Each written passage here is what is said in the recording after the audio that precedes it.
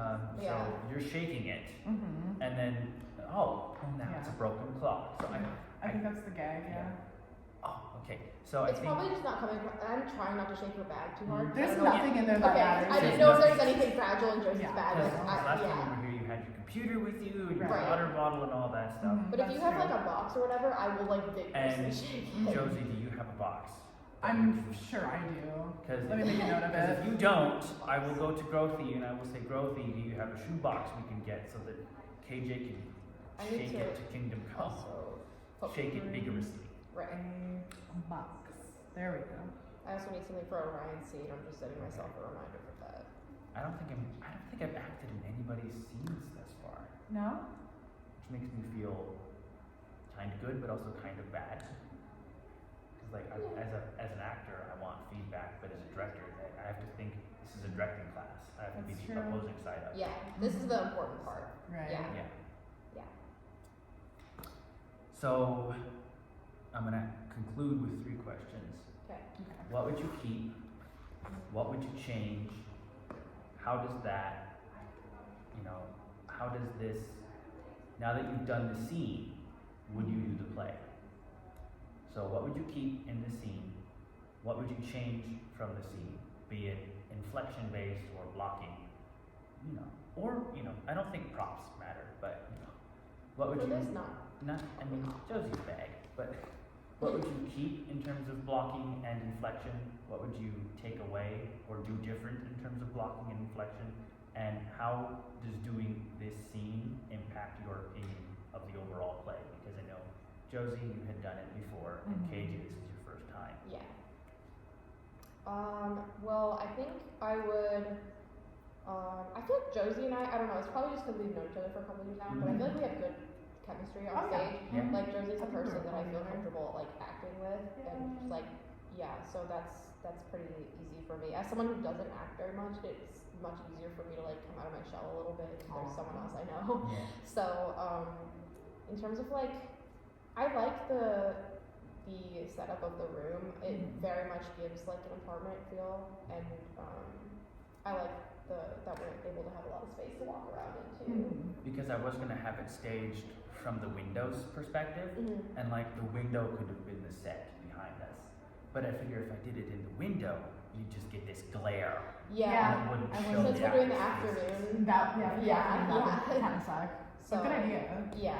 I think if we were doing like right now it would be okay, but our afternoon class is always like blinding. So in terms of like what would I change? I don't know. This can be blocking or dialogue wise. I feel like the only thing with me for dialogue is like I am just like I tend to overthink when I'm trying to act because I'm not an actor. Yeah. And so for me it's just like making sure things are going to come across to the audience is the most important part, and so it's mostly just like if I had more time to like spend on just that, really, I probably would, but I feel like it's coming across okay. And then in terms of like doing the show, I probably wouldn't act in it because but for some, if I had to act in it for some reason, I would be interested. I think the show's kind of cute. So if you didn't do acting in it, what role in the production would you want if it were open? If we were doing Barefoot in the Park and Arthur said there's some spots open for if you it on was the for crew to do it. school, I would stage manage it because that's what I want to do. Like that's the like career path that I'm kind of on right now. So that would be my number one. But other than that, like I think it'd be a fun show if I was a lighting designer. I think it'd be a fun show to do lighting design for. I would probably take my hand with like directing it too if I knew the show a little bit better. But yeah, I'd pretty much do anything but act. I'll let you in on a little like secret. I think Arthur already knows this. The reason I chose this script is because I did a script analysis class, and for my final project was do any play you want to. Yeah. And I had owned the script previously, and I thought it would be fun to get into the what would Paul be wearing? What would the apartment look like? We had to do a whole ground plan and lighting plot and everything. So I think it'd be fun from that perspective as well as an acting You know, I would like to do Victor Velasco. I don't think I'm of the age for it, because if this were community theater, I would, you know, Victor's probably like 40 years old. About the mom's age. About the mom's age, how old is Who's Victor? So later on in the show. Josie, please explain. Oh yes, of course. So the whole thing is like, you know, Paul's lawyerly, and you're silly and spontaneous, but then the mother's also orderly, and your dad's dead, so you want to set her up with someone.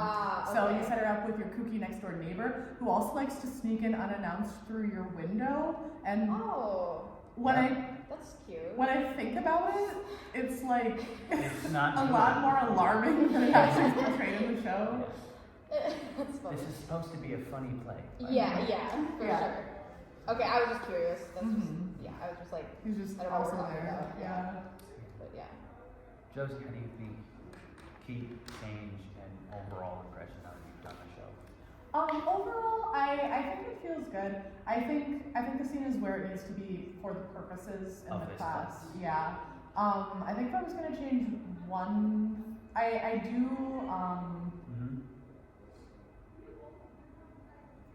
I think the blocking could be like reworked a little bit, so there's a little bit more closeness between the two characters, because I still think it feels a little weird when we're like sitting on these opposite sides having the conversation that we do. But I realize that part of that is to play to a thrust, and also, you know, it's not detrimental because this is just a scene we're putting together for class. So it's, if it was the whole play, this would be a rough, dirty rehearsal. Yes. And you'd have like 8 to 10 weeks to work on it. So I don't think that's a huge deal. I will say I do I like being close for the majority of it. I do like the moment where you sit and then I'm able to like come walk over. Yeah, that's a good one. A little bit something to do. But like I agree with that. Awesome. I do think you could play it a little more mother-daughterly, what words? A little more like mother-daughter relationship, if you want to, with the other actor's permission. Do like a handhold or a short little hug to get that. You don't have to be like, I'm gonna hug you now, shake your hand, and vigorously touching.